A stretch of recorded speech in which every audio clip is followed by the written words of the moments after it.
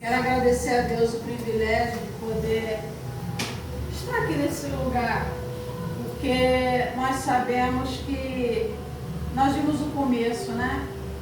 Ainda há pouco eu olhei para o lado, eu estava com a bolsa, eu vou botar do lado, aí minha assim, não coloca não, vai chegar na gente.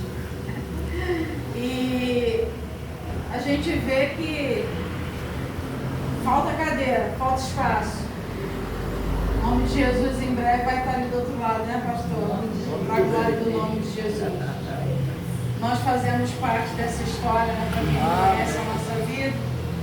Quando nós estávamos conhecendo o pastor Jurandir, a pastora Cris, lá na casa da Janaína, há uns 3 anos atrás, eu creio, né? Já tem uns 3 anos já.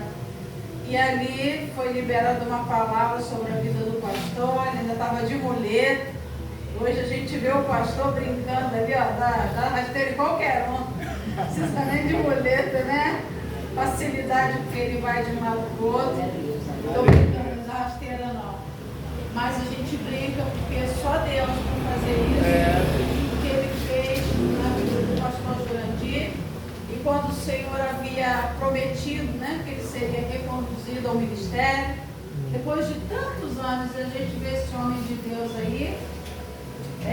Foi uma alegria poder estar com as mulheres também na quarta-feira e hoje aqui com vocês. Aleluia. Que o Espírito Santo de Deus venha falar aquilo que está no coração dele, porque muitas vezes nós não entendemos nem porque a gente ora e como a gente ora, por que a gente está falando tudo aquilo, mas o Espírito Santo sabe. E quando ele quer falar, ele fala até por meio de uma oração. Aleluia. Amém? Deus fala através da vida de uma criança. E isso nós precisamos ter bem firmes dentro de nós, porque Deus, sendo Deus soberano, como nós acreditamos que Ele é, Ele faz o que Ele quer, onde Ele quiser, através de quem Ele quiser. Então, Deus, Ele está sempre quebrando protocolos. E muitas pessoas, às vezes, que a gente pensa, que a gente olha e fala assim, isso aí não tem nada para passar para nós não, mas a Bíblia diz que Deus usa as coisas loucas desse mundo para confundir as sábias. Ele usa os que não são para confundir os que acham que são alguma coisa.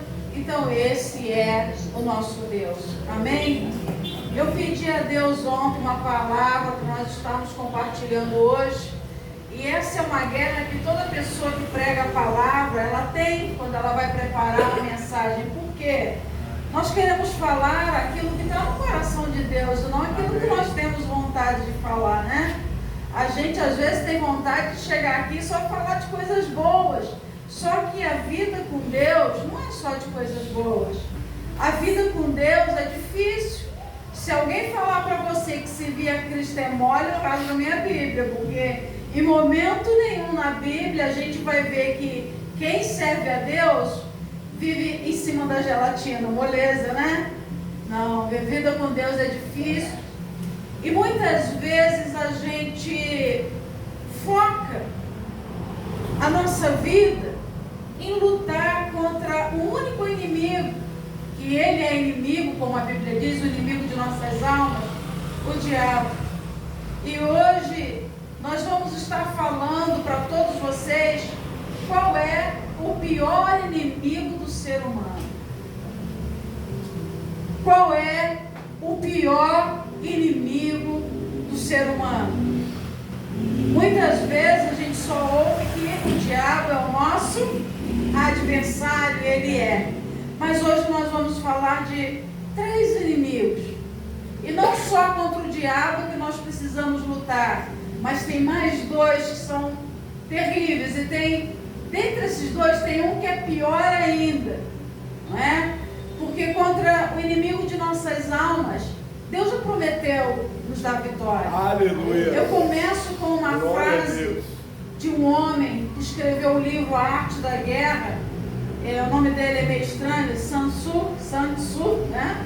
Não sei falar esse nome muito bem, mas guarda essa frase no seu coração, se depois você quiser procurar em casa.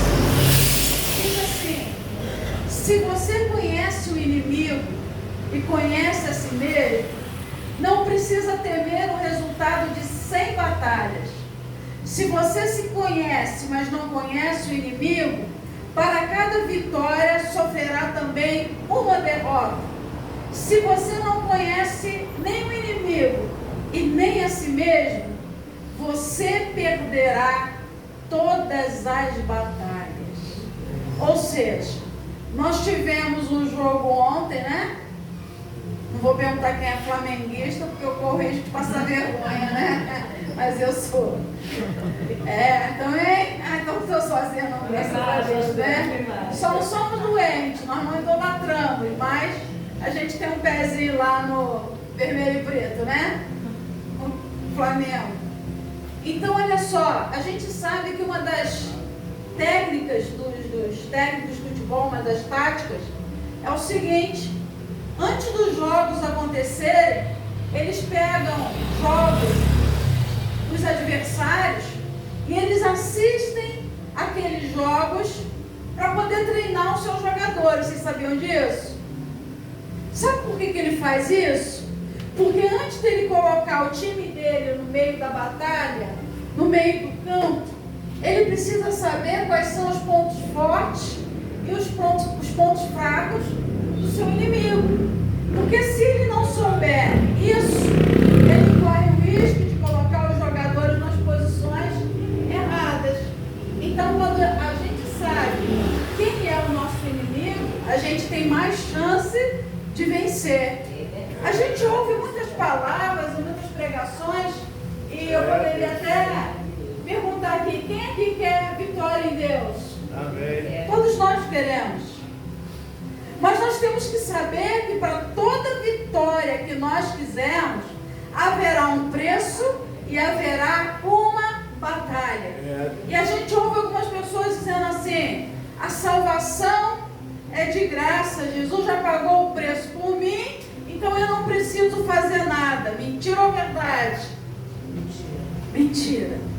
A salvação é de graça, mas a permanência na presença de Deus tem um preço. E é sobre isso que nós vamos estar falando nesta noite. Eu gostaria que você abrisse sua Bíblia no livro de Gálatas, no capítulo 5, apenas um versículo, e depois você que tem o costume de anotar, quiser anotar, para ler mais calma outros textos em casa, ou se quiser ir vendo durante a mensagem aí na sua Bíblia, você fica à vontade. Gálatas, depois de 2 Coríntios, diz assim, no versículo 17: porque a carne luta contra o espírito e o espírito contra a carne, e estes se opõem um ao outro para que não façais o que quereis. A carne luta contra o espírito e o espírito luta contra a carne. Ou seja, dentro de nós, que também servimos a Cristo, tem uma guerra todos os dias. Alguns costumam dizer que nós temos duas feras dentro de nós. E quando a gente acorda, que a gente abre os olhos, essas duas feras começam a lutar. E no final do dia, qual dessas feras vai vencer? Essas feras, uma é da parte de Deus, que é o Espírito Santo que luta, e a outra fera é a nossa carne, que luta contra o Espírito Santo de Deus.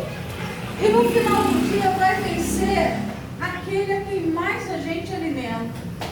Se você alimentar a sua carne vai te vencer. Mas se você alimentar o teu espírito, o Espírito de Deus que está em você, fará você mais do que vencedor em Cristo Jesus. Amém. Eu sei que não é difícil. Eu estou vendo aqui muitos jovens. Quer ver uma coisa que é difícil pra caramba? É a gente vencer a nossa carne, as nossas tentações, as nossas vontades. Porque o jovem, ele está com tudo na flor da pele, está com os hormônios em ebulição, e é muito difícil você ser jovem, é ou não é? Está rindo, mas é verdade. É muito difícil para um jovem se manter firme na presença de Deus. E todos nós que estamos aqui e somos adultos, nós sabemos disso. E nós não podemos cobrar de vocês, porque nós também já passamos por isso. A gente sabe para nós que somos adultos vencer a nossa carne. É difícil, não é? Enquanto você estiver aqui, ó, nesse corpo, você vai ter luta.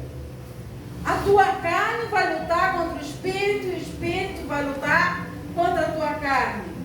Agora, fica a pergunta: como é que a gente vai vencer as nossas guerras? Eu falei que nós temos um inimigo maior, que é Satanás. Então nós podemos falar nessa noite sobre três tipos, três modalidades de inimigo. O primeiro é o inimigo de nossas almas.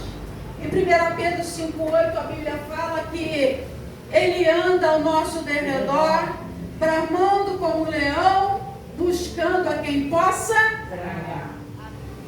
Buscando a quem possa tragar. Então todos nós, desde o momento que você abre os olhos, Satanás ele fica ali te observando.